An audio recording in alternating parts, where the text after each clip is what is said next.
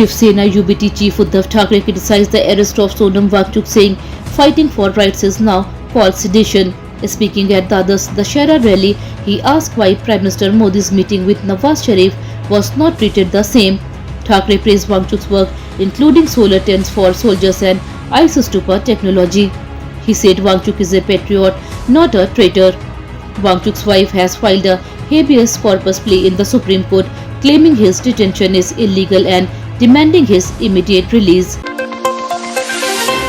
On his Latin American tour, Rahul Gandhi attended a conference at EIA University in Colombia. He criticized the RSS and BJP, saying their ideology is based on cowardice. Citing External Affairs Minister S. Jaishankar's 2023 remarks on China, Rahul said accepting that India cannot fight China reflects weakness. He urged that such a mindset reveals fear at the core of their thinking. Rahul continues his international trip, meeting leaders and students while attacking the PM Modi government policies at home and abroad.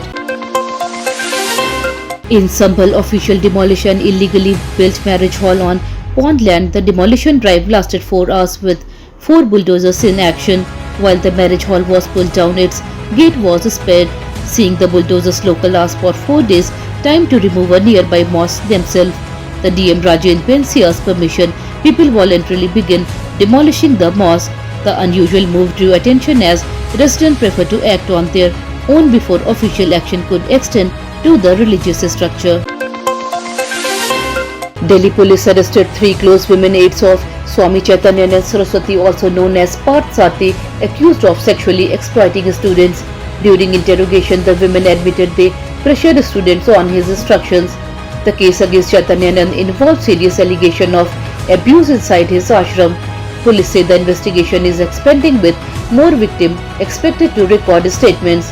The arrest of his aides marked a major step as official work to uncover the full extent of the exploitation network connected to the controversial spiritual leader. A video of Albanian Prime Minister Edi Rama mocking US President Donald Trump has gone viral. At the European political community meeting in Copenhagen, Rama joked about Trump's poor geography knowledge. He teased that Macron should apologize for not congratulating Albania on Trump's so-called peace deal between Albania and Azerbaijan, which actually make no sense. French President Emmanuel Macron and Azerbaijan's President Ilham Aliyev laughed at the comment. The viral clip sparked debate online, with many viewing it as playful criticism of Trump's diplomacy. Mass protests broke out in Morocco as young people expressed anger over the government spending $10 billion on the FIFA World Cup while hospitals lacked basic facilities. The demonstration turned violent in several cities, leaving 3 people dead and nearly 1,000 arrested by police. Protesters, mostly Gen Z, shouted slogans demanding healthcare, jobs and transparency.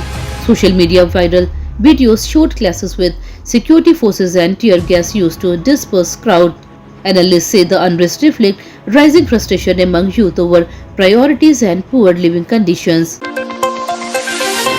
Japan could soon see its first women Prime Minister as Sani Takeshi, known as the Iron Lady, emerges the strongest among 5 candidates for leadership. If elected, she would replace Prime Minister Fumio Kishida, who is stepping down. Japan has seen 4 Prime Ministers changes in the last 5 years, and this would bring the 5th. Takeshi is seen as the tough conservative voice within the ruling Liberal Democratic Party. Her possible win is historic, as Japan has never had a female Prime Minister before. The Indian stock market opened with a fall on Friday. The Sensex dropped 200 points to trade near 80,770, while the Nifty slipped 50 points to 24,520. Banking, IT and metal shares faced early pressure, pulling the market down. Experts say weak global cues and profit booking by investors are the main reason for the decline. Pharma and FMCG stocks showed some support, helping limit losses. Market watchers advise caution as volatility is expected to continue during the trading session. India's star weightlifter Mirabai Chanu won a silver medal at the World Weightlifting Championship in Forde, Norway. Competing in the 48 kg category, Chanu's consistent performance has made her India's top weightlifter, continuing her strong run after Olympic and Commonwealth successes. The silver adds to her international medal tally and boosts hope for future goals. Sports official praised her discipline, calling her a role model for India's young athletes. Winter magic has arrived in Kashmir. The valley witnesses its first snowfall of the season on Friday, covering Gulmarg, Sonmarg and Gurez in a blanket of white.